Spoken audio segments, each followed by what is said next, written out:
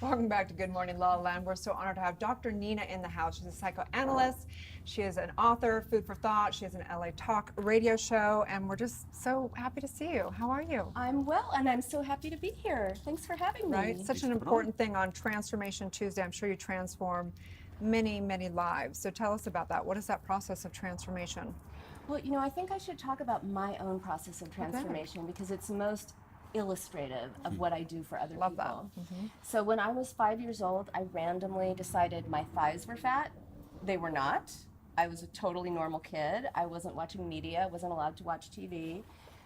And yet, this was the beginning of my descent into eating disorder hell. So by the time I was a teenager, I was just like anorexia, bulimia, binge eating in a cycle. I was the poster child for eating disorders. Did you know?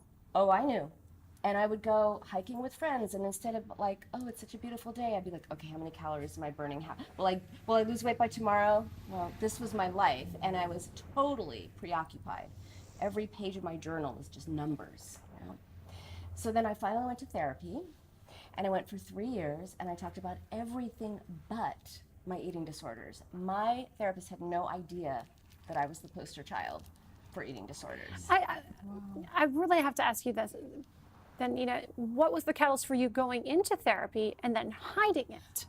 That is a great question. I think there is a part of me that wanted to heal, but I was also so ashamed of what I was doing that I couldn't even bear to tell my therapist. But at the end of the 3 years, all my eating disorders were gone.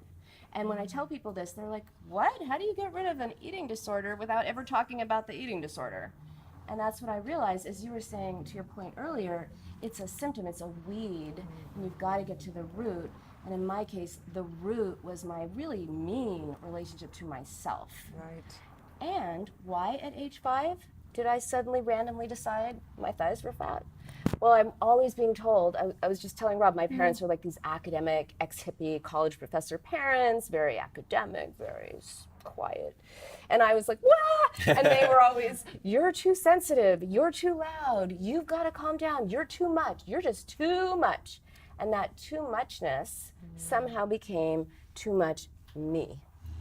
And so that is really what I do with my patients. I help them understand the symbolism of what they're doing with food, their relationship to themselves, and get to those roots. Isn't that fascinating? When I was bulimic, it was literally living hell. I mean, if anyone has any idea of the living hell that goes on with an eating disorder, I'm like, at least I could have chosen to be an alcoholic and having some fun and doing some crazy. It was such an isolating hell. Yes. And it's so fascinating, though, that command that you gave of I'm too much, went into I'm too much physically. Isn't that fascinating? Yeah, and I consider myself, people say, well, what's a psychoanalyst? And I'm like, well, I'm a detective of the psyche. I team up with my patients and we solve the mystery of why they're doing what they're doing. Because if you're doing something you don't want to do, or you're not doing something you want to do, there's always a reason.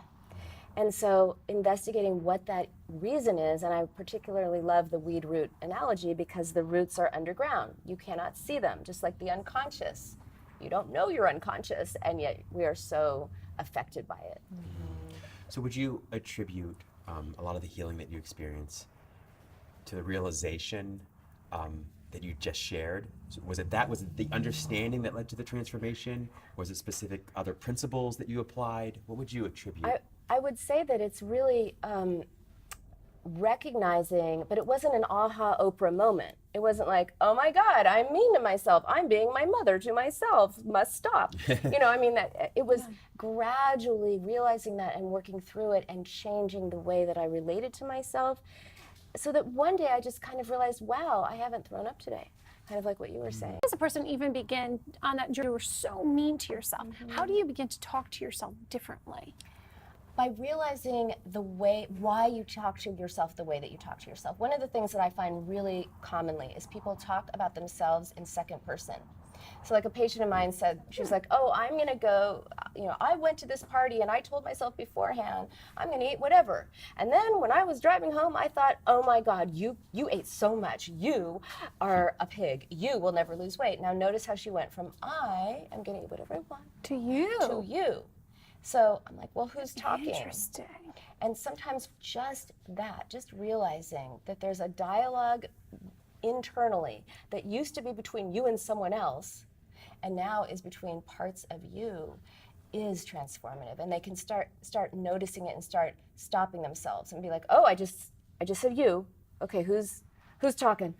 You know? Such a profound realization. Eckhart Tolle actually attributes his entire sort of awakening to that moment when he discovered there were two voices in his head, or so he thought, two voices in his head, and he came to realize that that couldn't quite be possible, and so they kind of dissolved. But I love the way that you put it. It's just... I've actually never heard that before. That's psychoanalysis. It's that we identify sometimes with the way that we're treated. And then we end up treating ourselves the same way. Or seeking to repair an original wound with familiar people. And it might not even be a wound we know we have. Exactly. That's why it's a root. So we internalize the voices that we hear on the outside in our own head. Exactly. And then instead of, stop criticizing me, mom, dad, whatever, whoever, it becomes teacher, it doesn't have to be always parents, it becomes you criticizing you. And when you realize it and you challenge it and you stop it, it's so profound because, and Erin and I have had this conversation a little bit before, you know, when you look into the spiritual teachings, a lot of them share very similar insights. Like Jesus would often talk about leaving mother and father. And it wasn't about leaving them physically, so to speak, but leaving the sort of attachment and the voices that you have in your head about what they were telling you as children that you've internalized, and sort of dropping all of that. Exactly. It's just different language for the same thing. But it's, however, whatever you call it, whether it's spiritual or religious or analytic, it's doing it and doing the work and going through the difficult process of recognizing how is the past haunting your present, that you can actually leave the past in the past. If that makes sense. We call it like from going from divided, the division within, to going to divine, the oneness. But how would you recommend, because not everybody can come and do, you know, one-on-one psychoanalysis. So obviously your book, things like that. What are some suggestions? For me, I did a lot of journaling. At that point in my life, I couldn't afford therapy. And I did go to 12-step, but at that point in time, it didn't work for me from the eating disorder because I wasn't ready for that. I had to go into a different modality. What type of different processes would you recommend for people? Well, I definitely recommend not 12-step because 12-step says, I am this. Yes. And my whole point is, no, you are you, perfectly perfect, struggling with that. It does not it's not your identity. Amen. I mean, this is, so, and this is why I created my online program, because I wanted people who couldn't come to see me to be able to get these concepts. But, you know, anything that puts you in touch with yourself, anything that makes you curious, not critical about yourself. Look, if you've got an unhealthy relationship to food, it's not what you're eating that's the problem, it's what's eating at you. And so once you can face that and figure out that, even by journaling, thinking about it, just giving yourself some space. I think it's interesting you say that about 12-step because I do think that there's 12-step's amazing for breaking certain cycles, like seeing your patterns and things like that. But usually when people are going for an eating disorder, they know they have a problem. They're not like, you know, it's not like, surprise, you have an eating disorder. Like, yeah, I threw up this morning. No, I have an eating disorder. I don't need to like see someone's cycle. And I've been seeing my own cycle forever versus say like, you know, being in a relationship with an addict or someone who's seen their patterns. They see what's triggering them over and over again. Exactly. You know what else is so profound about what you're saying is that, you know, there's such beauty and power in not necessarily fighting whatever it is that you're challenged with head on. Like, if I hear you correctly from your story, you weren't focused on the food, you weren't focused on the eating, you were focused on things other than that, beneath that, beyond that, and by sort of getting at those things, you were able to resolve this other thing that was sort of really driving you. The problem I thought was the problem was not the problem. There was the problem I thought was the problem was a weed. And I had to get to that root. And by getting to that root and digging it out, everything changes for good. For good. A lot of times with people who have eating disorders, it's a vicious cycle they can never escape. Even though they may not give into those patterns, it's still a mental pattern in their head, right? It's still affecting their self-talk. Yes. You know, you mentioned speaking to yourself differently, but how do you really truly break free from those patterns? with a lot of work. It's really hard. It is a lot easier to be focused on the scale. It is a lot easier to be focused on a food plan or eating clean or just really focused on that. It's easier. It's hard to think things that you don't want to think or feel things that you don't want to feel. In fact, you develop an eating disorder so you don't feel and think Well, those so you have things. control over it. That's part of it, yeah. You don't have control when you're doing all that dirty emotional work, right? That's it's losing messy. control. It's very messy. So being open and willing to be a little messy, to not look at emotions as weak, but look at them as human and be curious about it, not look like there's something wrong with you, not look at it like, oh, what's wrong with me that I'm doing this? But why am I doing this? What's this doing for me?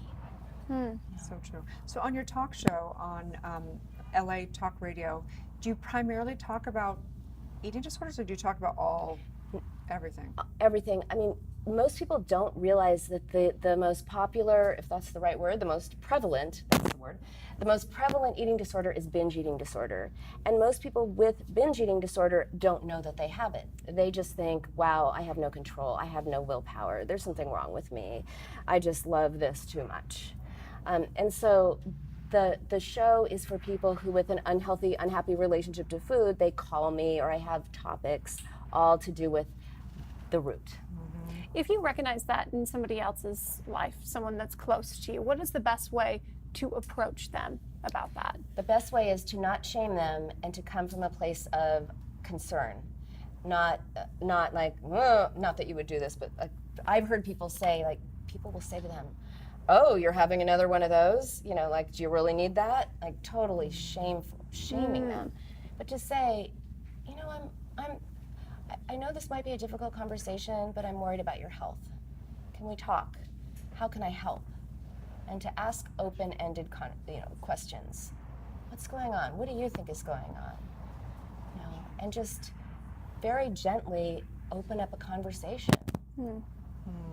Such a That's touchy subject, such as women to other women. Or you know? men. Half my practice is men. Interesting. And almost everyone in my practice is between the ages of 30 and 75. Isn't that interesting? People think that I treat 16-year-old anorexic girls. I don't. Interesting. So fascinating. Well, we know that it is a spiritual disease because it's you know, our whole culture is dealing with this, and it's all of our issue. It's not just their issue. And I believe that we're all playing into it. We're playing to it by the crappy food that we're buying and the lack of us just coming together and doing heartfelt, you know, times together to commune. And so I just want to say thank you for all your work. It's so important. And I believe that all the work, it's all the same. Like, I don't really see a difference in any of the different denominations of different modalities and stuff. So it's it's so confirming, don't you think? Like, that 100%. it all comes down to the same, you know, subconscious and everything else. Right? 100%. I'd say, like, the one theme that I hear consistently over and over again is the ability to hold a safe space for non-judgmental awareness. And as a practitioner or helping professional, sort of mirroring or modeling that kind of non-judgmental observation and awareness for the client or for the patient, for your friend. And I don't know if love is anything but that. And then they can internalize that. That's right. And that takes the place of the critic. That's right. I guess that answers your question. It does. It does. Tell everyone where they can find your book and work with you in your program. They can find everything on winthedietwar.com or latalkradio.com or Focus TV Network. Yes. The Dr. Nina Show. Part of the family. Well, thank you so much, Dr. Nina. Stay tuned. We'll be back with more on Good Morning La La Land.